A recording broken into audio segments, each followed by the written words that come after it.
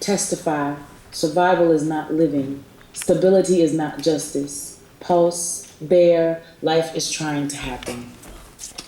We are compost. We are fertilization for the next generation. Dare to be different, to speak, to witness, to stand.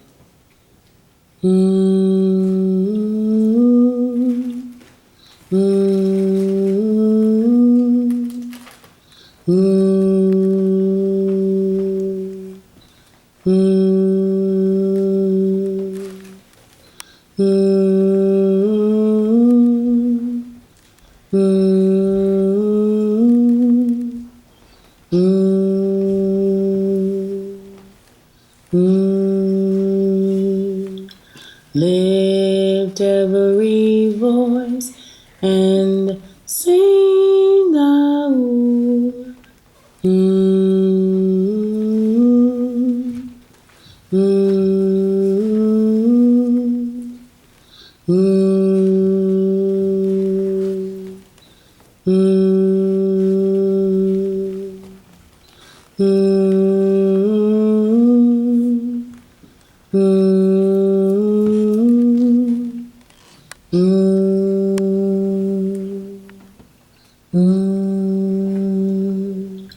Lift every voice. How many broken, bruised bodies, hearts, minds, spirits will it take to understand we are all human?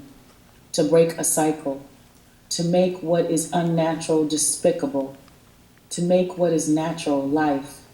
Respect for Black life is not a priority. Without accountability, we dangle.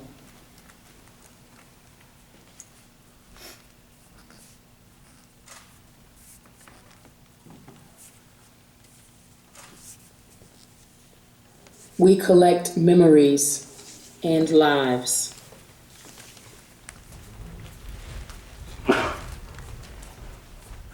The collective memory is designed. We are the redesigners, the reimaginers. We are the ones. We are the someone else. There is no one but you and your triumph, your secret fertilization for life.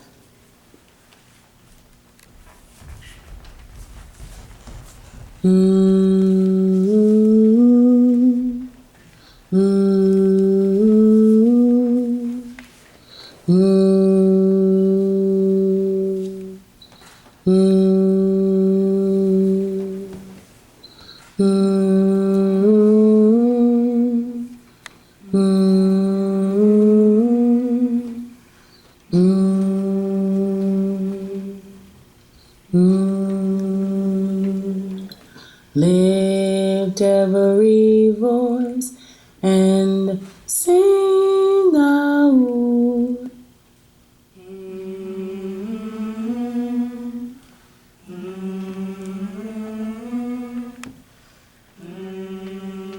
I can't hear you guys. Everything is life. All living things are everything. When we break, bruise hearts, bodies, minds, spirits, we break, bruise everything. All living things. We break and bruise ourselves. What is yours? We need it. Not to make money from it, but to give life.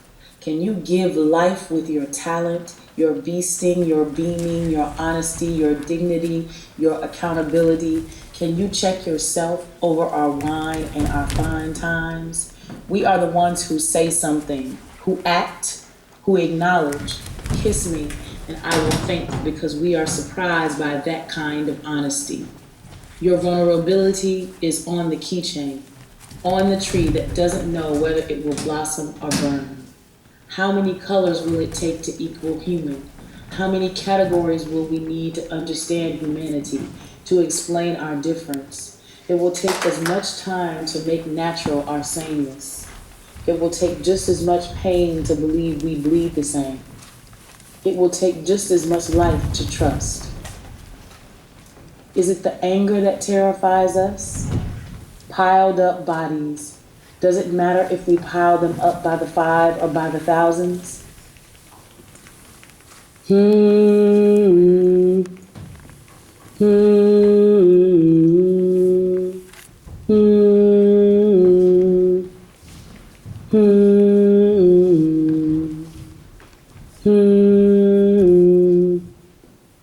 Hmm. Hmm.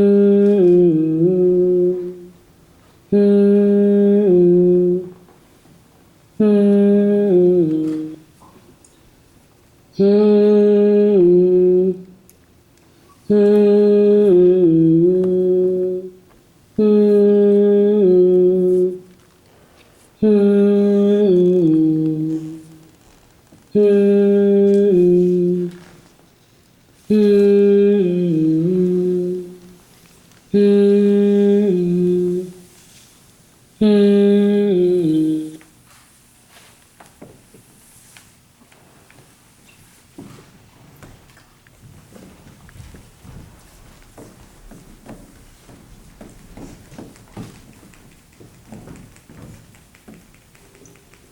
After the smoke cleared, it was a silence. There was a stillness in the air.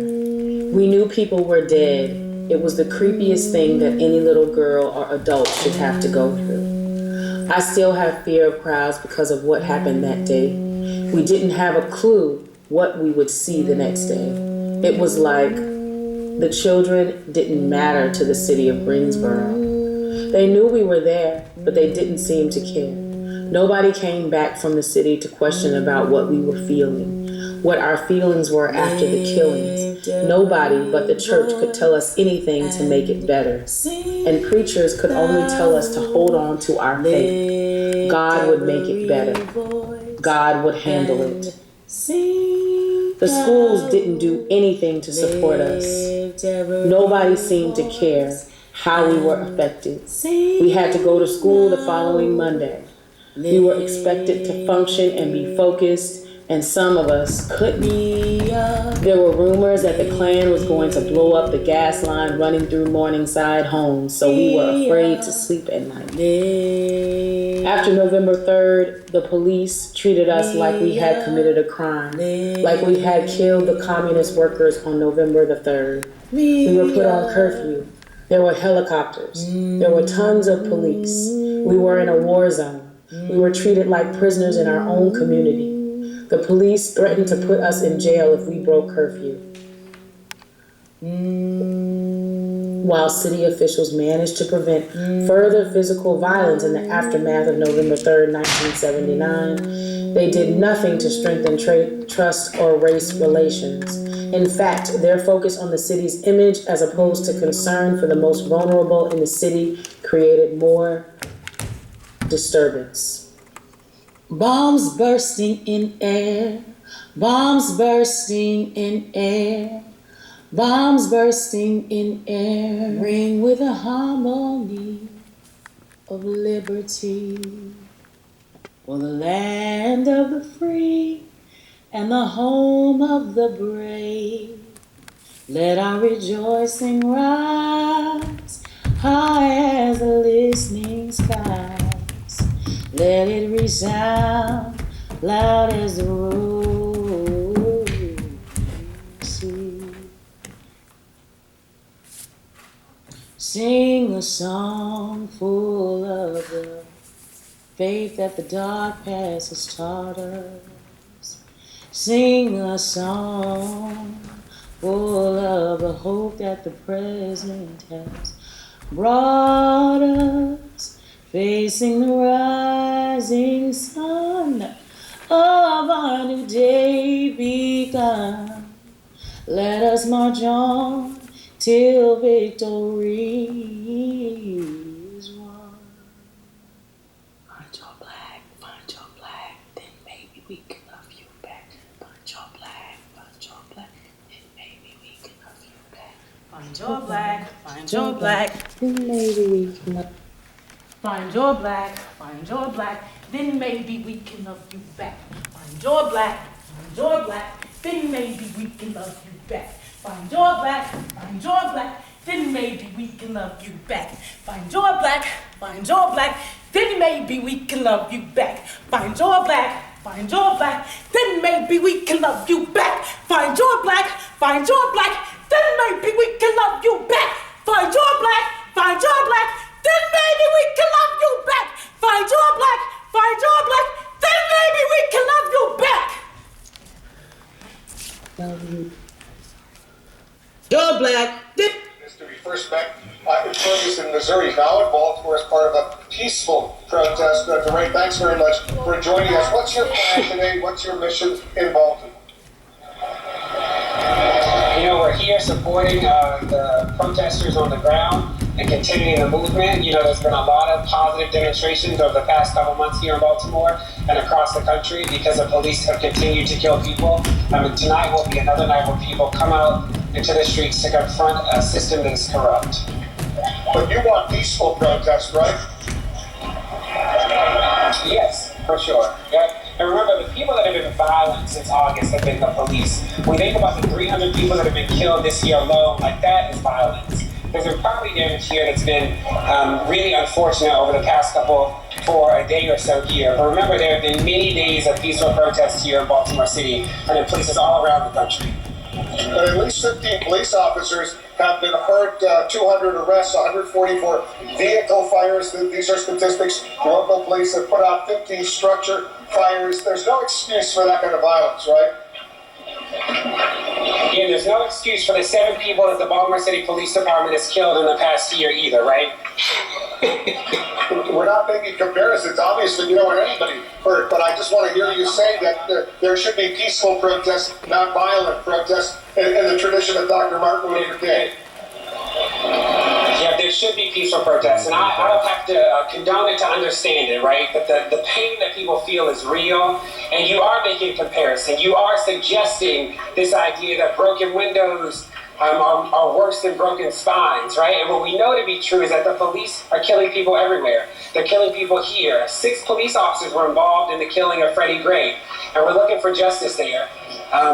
And that's real, right? Because like the violence that the police have been inflicting on communities of color has been sustained and deep. But you agree, I assume, with President Obama, who just said a few moments ago, there's no excuse for the violence that erupted yesterday. There's no excuse for the stealing, no excuse for the arson. You agree with the president?